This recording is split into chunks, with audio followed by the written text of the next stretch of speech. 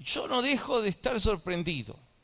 Cerca de 3.000 personas se convirtieron al Evangelio de Cristo en el primer sermón predicado.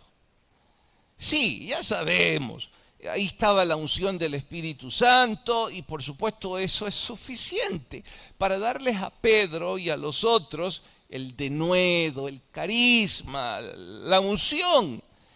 Pero con todo y ello, y quizás porque yo soy predicador, a lo mejor no surge en ustedes la inquietud. ¿Qué enseñó Pedro? ¿Qué les dijo? ¿Cuál fue la introducción de su disertación? Para ventaja de todos nosotros, el sermón completo que Pedro predicó está registrado.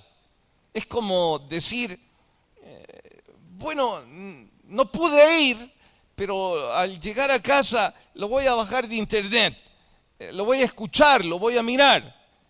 Con esto digo, puede leerlo completito allí en el capítulo 2 del libro de los Hechos. Por supuesto, con lujo de detalles. Eso significa que yo no voy a intentar predicar de nuevo dicho sermón. Más bien voy a intentar ayudar un poco a facilitar el entendimiento de este sermón.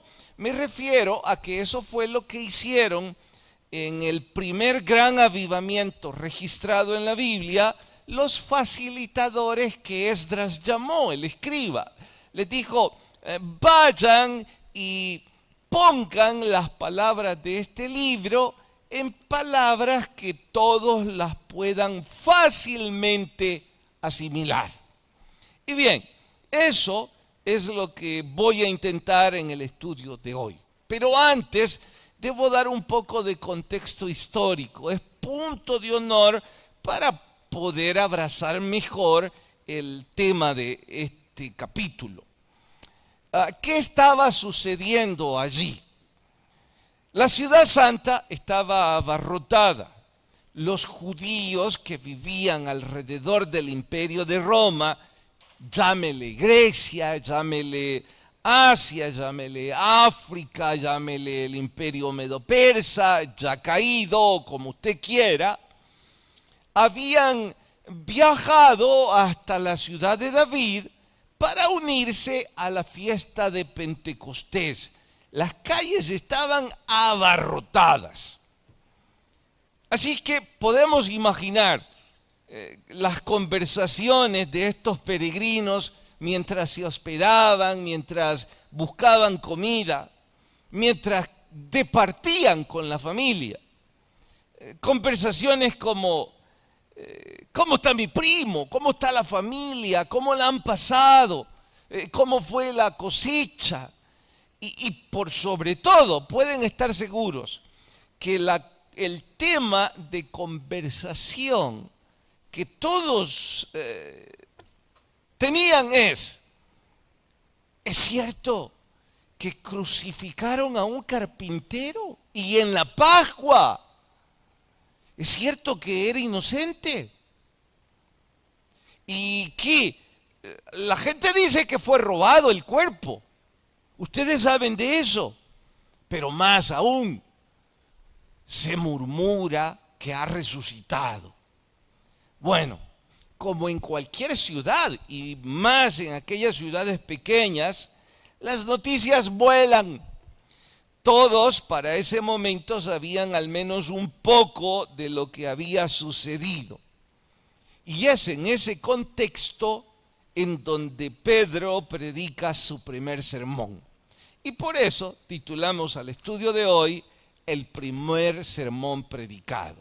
Vayan al libro de Hechos capítulo 2. Libro de Hechos capítulo 2, el primer sermón predicado. ¿Listas sus Biblias? Vamos al verso 14.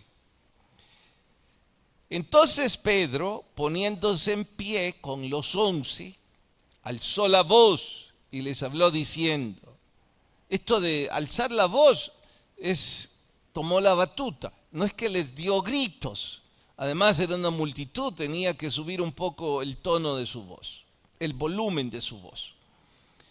Varones judíos y todos los que habitáis en Jerusalén, esto os sea notorio y oíd mis palabras. Y aquí empieza el sermón, pero hasta ahí vamos a leer. Por favor, oren conmigo. Señor, te ruego que tu gracia hable a nuestras vidas y pongas pasión en cada uno de nosotros. En el nombre de Jesús, amén. Bueno, deducirán que no pretenderé como un neófito predicador repetir el sermón ya escrito. ¿Para qué? Está ahí. Basta con que vayan a casa y lo lean verso por verso. Ahora, insisto, repito, recalco, cuando regresen a casa, léanlo verso por verso. En mi caso, lo que voy a intentar es dibujarles un bosquejo de este sermón que les facilite la lectura. Entendamos por bosquejo el trazo primario y no definitivo de una obra, cualquiera sea su género. Me refiero que si se trata del diseño de un motor, este ingeniero habrá tenido que hacer varios trazos primarios antes del despiece completo de dicho motor. De igual forma, si se trata de una pintura, ese artista tendrá que haber hecho varios trazos, bosquejos básicos, primarios, antes de la obra de arte. O como último ejemplo, si se trata de un escritor, habrá tenido que tirar varias páginas al cesto de basura intentando escribir el poema, para que finalmente se publique una pieza literaria bellísima. Bueno, eso es un bosquejo, un trazo básico, un trazo primario y no definitivo de la obra al final. Algunos llaman al bosquejo el esqueleto. En una forma retórica tratan de decir que el esqueleto es lo que sostiene la carne, los músculos, y es obra del instructor tratar de rellenar para que finalmente se vea el cuerpo completo. Bien, creyendo que ya todos entendemos lo que vamos a hacer, vamos al punto en cuestión. La introducción. No necesitaba ninguna. ¿Por qué? Porque la introducción en una pieza de oratoria tiene el propósito de cautivar, de atraer la atención de los oyentes, de los asistentes, y que queden impregnados. Bueno, Pedro no necesitaba la introducción porque ya el Espíritu Santo se la había dado.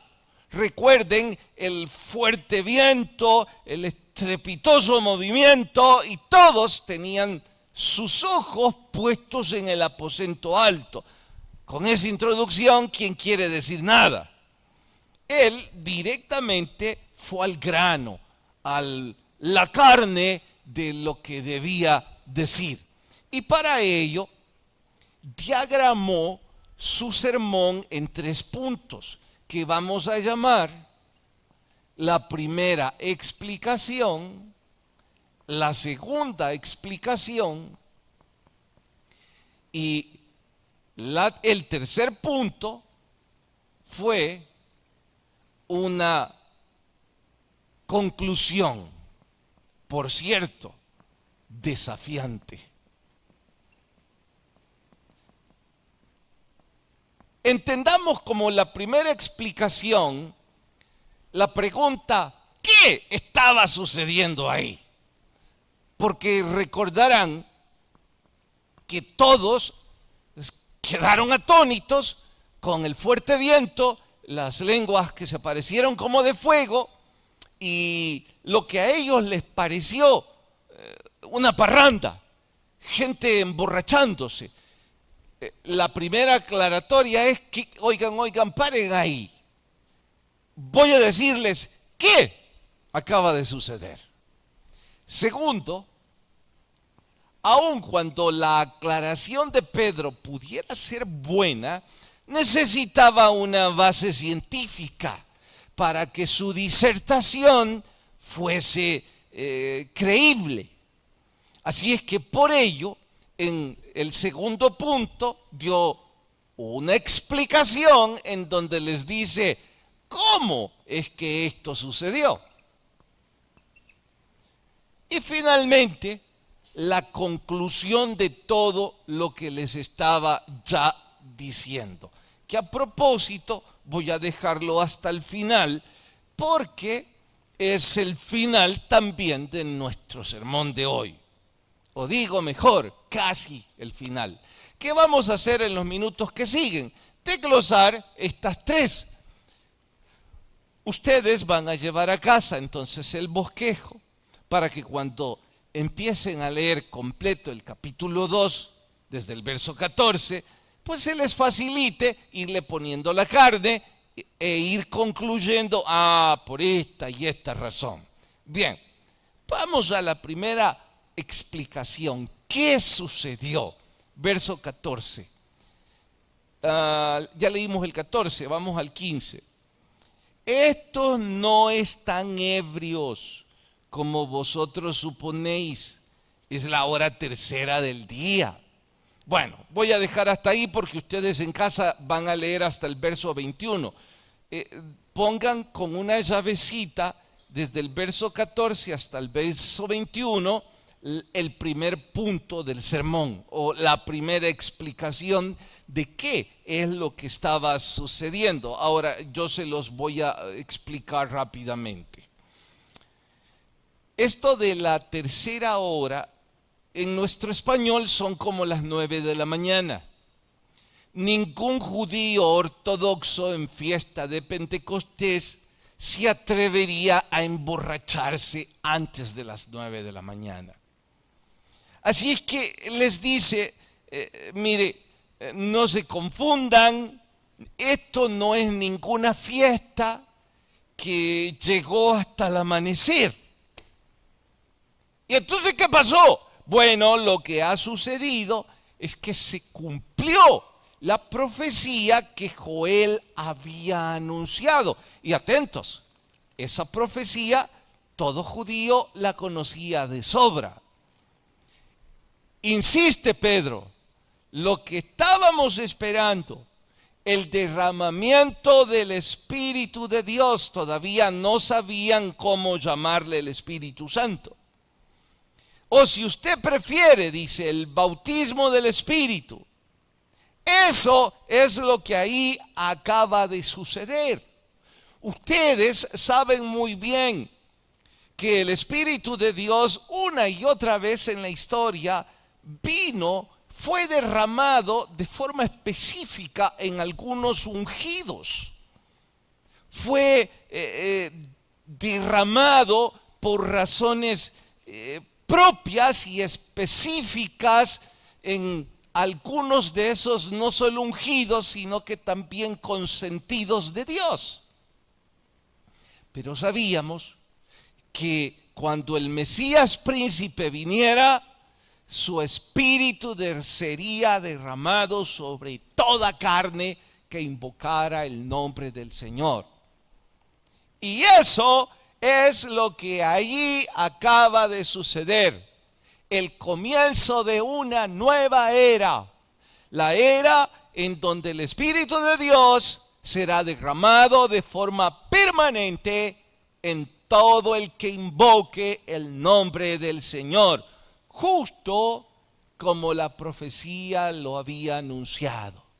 Y pueden estar seguros que todos los oyentes empezaron a verse uno a otro diciendo, wow, en efecto, la profecía reza eso.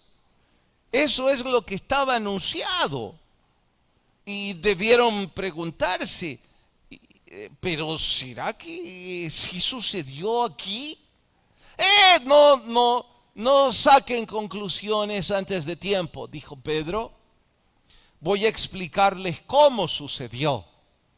Y va al segundo punto, o a la segunda explicación. Y bueno, para decirles cómo sucedió, él da 4 pruebas en ese sermón. 4 evidencias. Vaya que sin nunca haber estudiado homilética, Pedro fue muy bien instruido por el Espíritu Santo. Vea el orden con que él lleva su disertación. Prueba número 1, la van a encontrar ustedes verso por verso. Dice Pedro, sus prodigios y sus milagros. ¿Quién en esta sala, o en ese auditorium, o en esa explanada, porque era al aire libre, no ha escuchado de centenares de testigos los milagros y los poderes y el poder que emanaba del Cristo crucificado?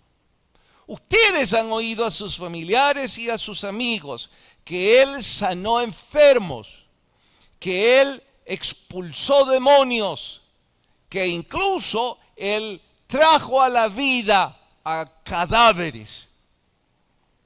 ¿Quién puede haber dado órdenes al mar y que el mar le obedeciera sino el Mesías príncipe, aquel ungido de Dios con el poder de Dios? Solo el Cristo resucitado. Primera prueba. Segunda, dijo, todos ustedes están esperando el linaje davídico. Esto es más que importante y algunos lo leen de corrido y pierden la hermosura y la importancia. Después de haber perdido la tierra prometida, después de haber sido desolados en donde el templo fue destruido y ver que la majestuosidad del templo había sido reducida a cenizas, lo otro que los hizo sufrir a los judíos fue haber perdido el linaje sanguíneo, el no saber a qué tribus pertenecían, el haber sido dispersados por todo el imperio, pero por sobre todo haber perdido el linaje del Mesías príncipe, del linaje davídico. Así es que Pedro dice, la profecía mesiánica, y citó el Salmo 69, lo hace en el versículo 25, leamos el verso. El versículo 25 es la paráfrasis del Salmo 69. Dice, porque David dice de él, veía al Señor siempre delante de mí porque está a mi diestra. Y vean el versículo 34. Porque David no subió a los cielos, pero él mismo dice, dijo el Señor a mi Señor, siéntate a mi diestra. ¿Qué es esto del Señor a mi Señor? Dios dijo a mi Dios. Un poco de doctrina trinitaria en este verso y no me voy a extender.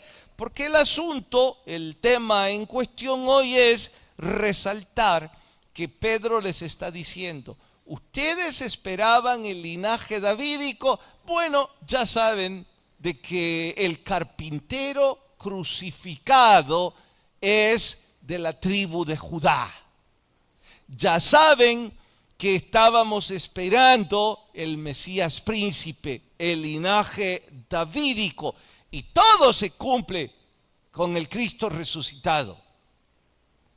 Tercera prueba o tercera evidencia, el verso 33, 2:33.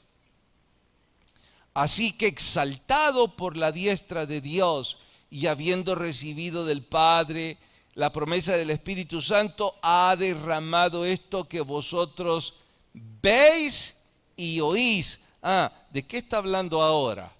El testimonio de todos los que han visto y oído al Cristo resucitado. Él en los últimos 40 días se les apareció a muchísimos en esta ciudad. Y ellos son los que ahora están dando testimonio de que Él ha resucitado.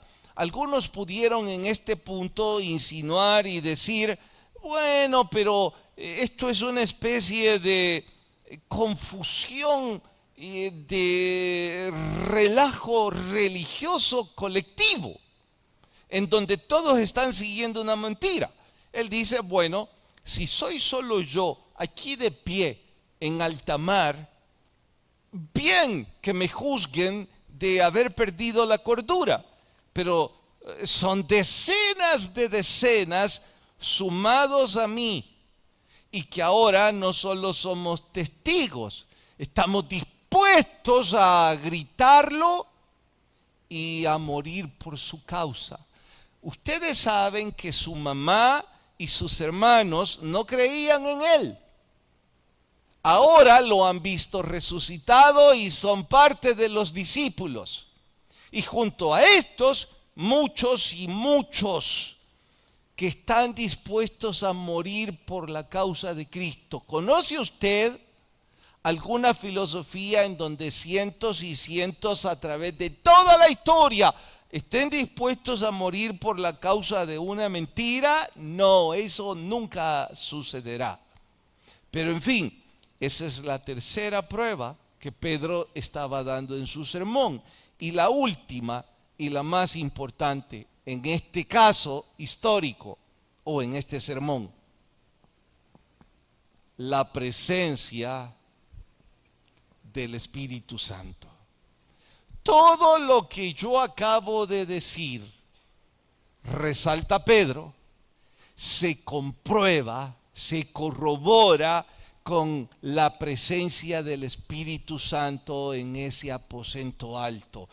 Yo estoy aquí de pie gritando esto y los otros 111 hablando en lenguas por el derramamiento del Espíritu Santo en nuestras vidas.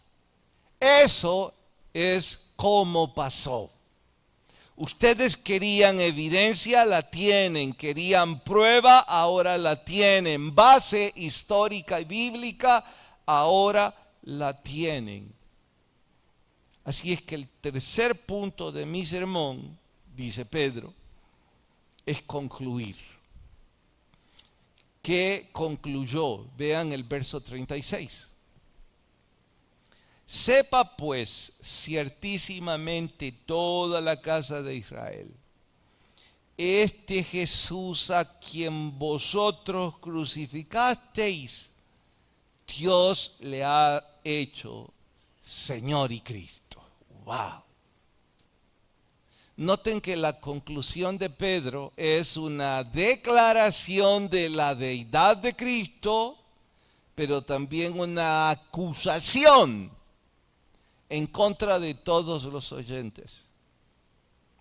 De forma desafiante, Pedro les advirtió, les gritó, ustedes asesinaron al Señor Jesucristo.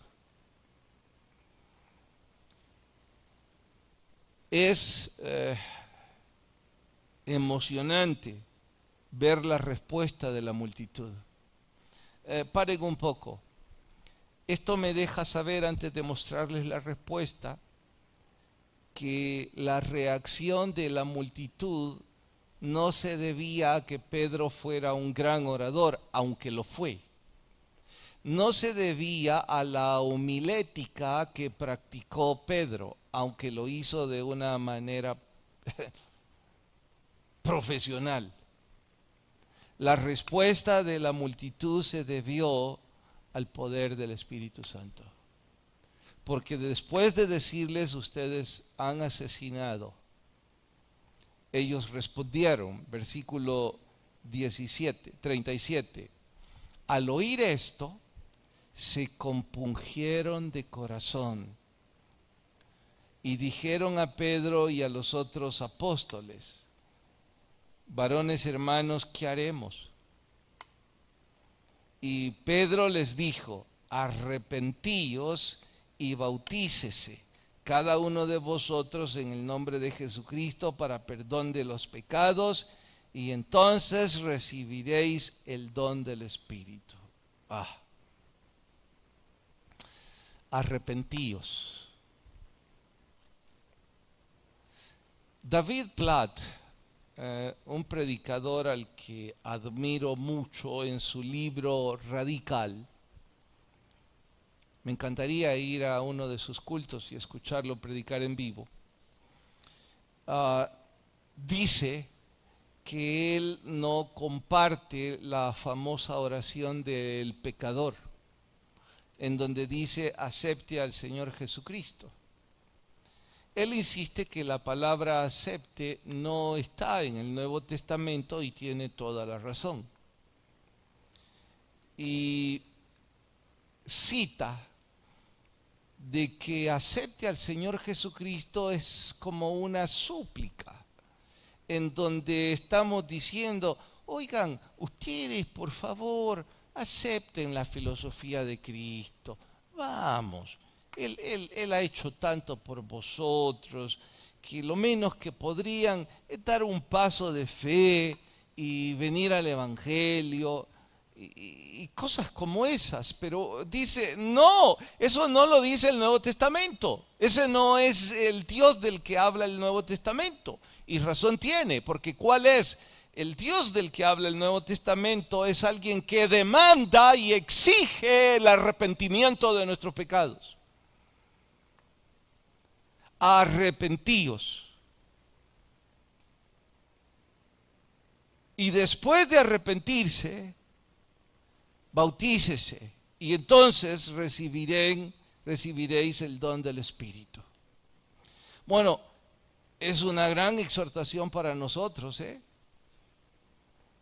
Cada vez que hacemos el llamado para que las personas pongan su fe en el Señor Jesucristo, sabio sería que nos aseguremos de aclarar de que el Cristo resucitado no está necesitado de que usted lo acepte. Él está demandando como Señor y Cristo el arrepentimiento de sus pecados. Y también sabio sería que no pasemos de largo, que junto al arrepentimiento viene el discipulado y hasta el bautismo. Entonces recibirán el poder del Espíritu. Si usted ya depositó su fe en el Señor Jesucristo, deduzco que estará muy animado también por bautizarse.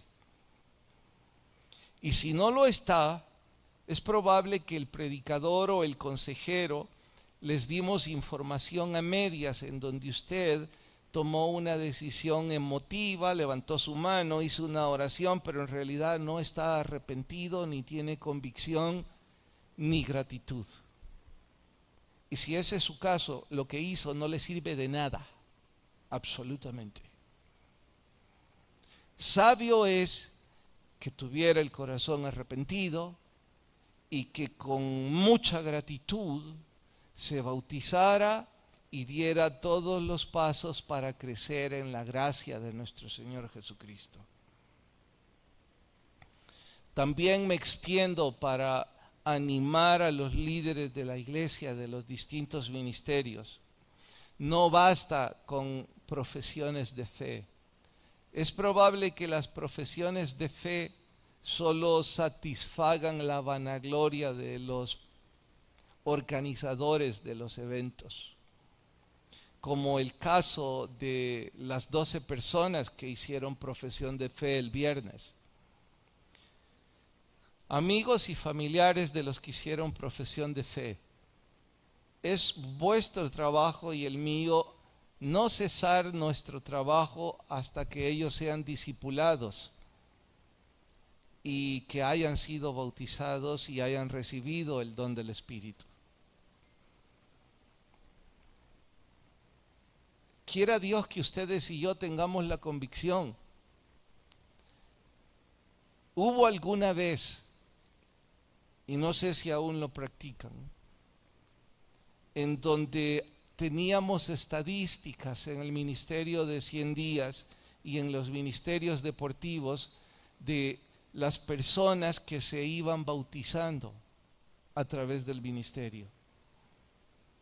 Si alguno duda de lo que estoy diciendo, puede preguntar al hermano Julio Saldaña, porque recuerdo cómo él llevaba las estadísticas en forma tan ordenada. Equipo por equipo, quienes se convertían y si llegaban a las aguas del bautismo. Los líderes en ese entonces venían a los servicios de bautismo porque las personas que estaban ahí habían sido discipuladas por ellos.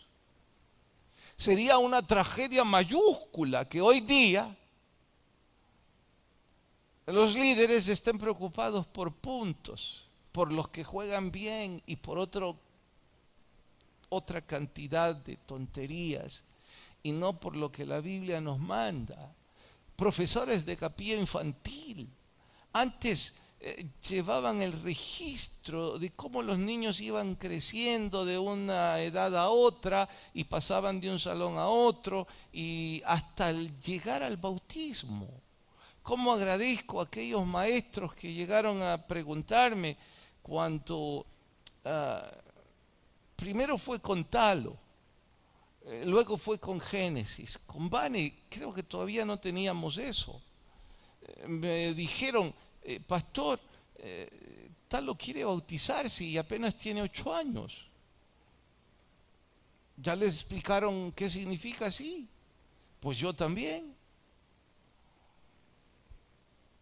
Estaban ahí sus maestros cuando se bautizó. Lo mismo sucedió con Génesis. Ahora les pregunto a los actuales maestros, ¿están discipulándoles hasta llevarles al bautismo? Bueno, eso es lo que hacía la iglesia primitiva. Ese es el modelo de la iglesia bíblica. Y no el modelo automático, mecánico, sin pasión y sin amor. Voy a cumplir el ritual. Me pongo allí la corbata, la camiseta, la hora que me corresponde y se acabó.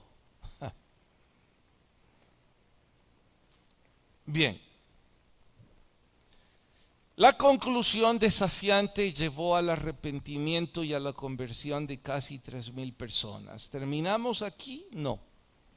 Hay una palabra que me golpeó una y otra vez mientras yo leía el capítulo 2 y debo extenderme hasta el versículo 42. Vayan, por favor. Después de que, desde el 41 mejor. Así que los que recibieron su palabra, ¿qué pasa? Ya ven que no estoy exagerando nada. Y se añadieron aquel día como 3,000 personas. No lo hice antes, hasta ahora se me ocurre. 3,000 entre 120. ¿Cuántos resultará? 3,000 entre 100. ¿Cuánto es? 300 o 30. ¿Cuánto es 3,000 entre 100? 30, ¿no? 3,000 entre 100, sí. Es que, pastor, ¿y qué está haciendo? Disculpen mis manías matemáticas, culpa de mis inicios en la universidad. 100 personas, es que eran 120 discípulos. Y si se bautizaron 3,000, yo no creo que los 11 bautizaron a los 3,000 porque iban a pasar toda la semana sin salir de ahí.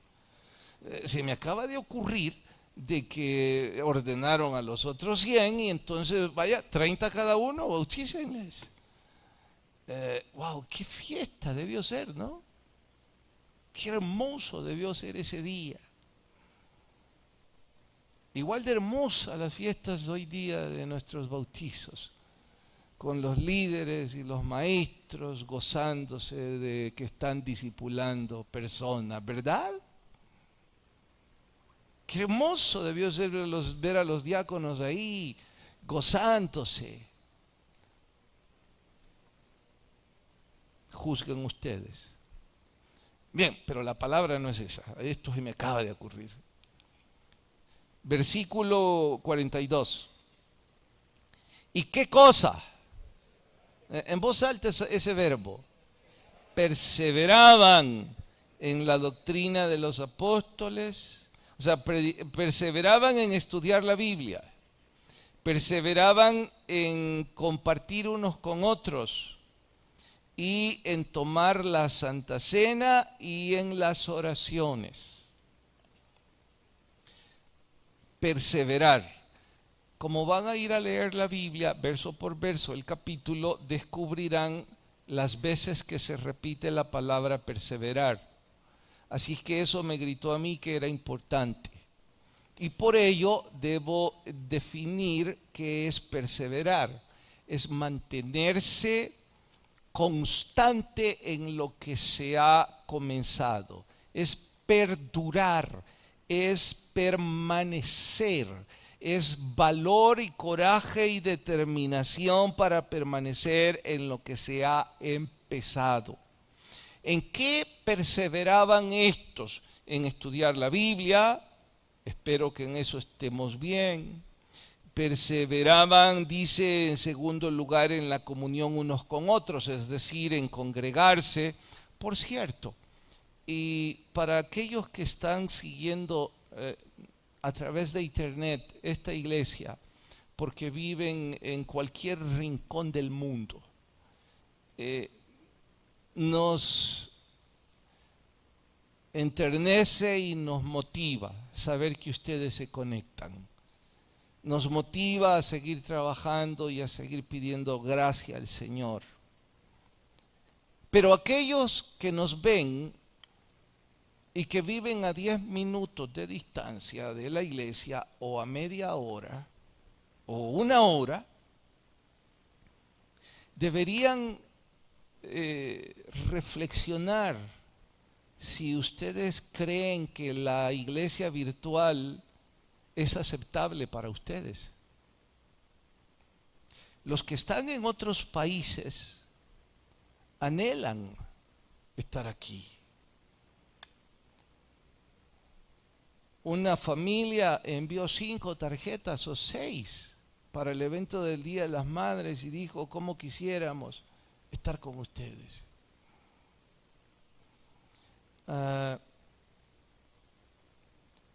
Cada vez que tengo el honor de saludar en alguno de los viajes a esas personas, muestran su anhelo,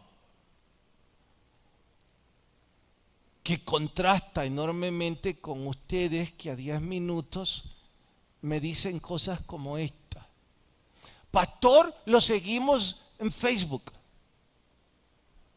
¿Y sabe dónde me dijeron eso? Ahí en la Plaza León. No, yo estoy perseverando. ¿Perseverando en qué? ¿En su negligencia?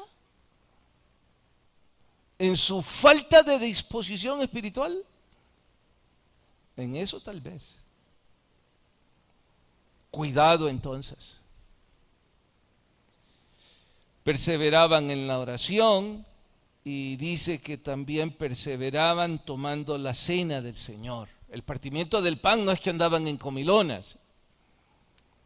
Wow, hay algunos de los que están escuchando esto que tienen meses de no tomar la cena del Señor. Qué increíble, qué frialdad, qué tibieza espiritual en la que algunos han caído. Oro que Dios no les tome en cuenta su displicencia. Pero debo regresar al asunto este de perseverar. Quiero darles un ejemplo de perseverar. Es que el ministerio de discípulos en una de sus camisetas ocupa precisamente determinado, una persona con un carácter determinado. ¿Determinado a qué? A permanecer, obviamente. Yo siempre me refiero a los estudiantes en que el ministerio es una especie de burbuja que dura 3 meses. Mientras esa burbuja los protege, ellos perseveran. ¿En qué? En lo que acabamos de ver. Ellos perseveran en devocional, ellos perseveran en orar, en ayunar, en leer la Biblia, en leer libros afines, en servir. Mire, 6 cosas cuando menos en las que perseveran, que no son poca cosa. Dije en oraciones sistemáticas, dije ayunar, dije leer la Biblia, dije servir y que perseveran, constantemente. Eso los hace crecer, por supuesto. Pero termina el programa y 3 meses después, y si ellos no permanecen en los valores aprendidos, ¿qué sucede? ¡Pum! La burbuja explota. Era de jabón. ¿Qué quedó? Nada. Ya no tienen devocionales personales. Apenas si leen la Biblia cuando vienen a la iglesia. Apenas. Un libro afín ni en broma. No tienen un corazón para Dios. ¿En qué permanecen ahora? Permanecen en Netflix, permanecen en Internet, permanecen en lo que quieran, pero no en los valores espirituales aprendidos. ¿Sabe en qué se convierte entonces el programa de discípulos? En una aventura juvenil, buena para nada. Porque en lugar de haber permanecido, lo que hacen es perder todo lo que aprendieron. Bueno, esa es una idea, esa es una ilustración exacta. Y daré una extra, siempre con ese programa. Ellos en esos meses no pueden comer azúcar. No se les permite. Solo agua para que su cuerpo se purifique.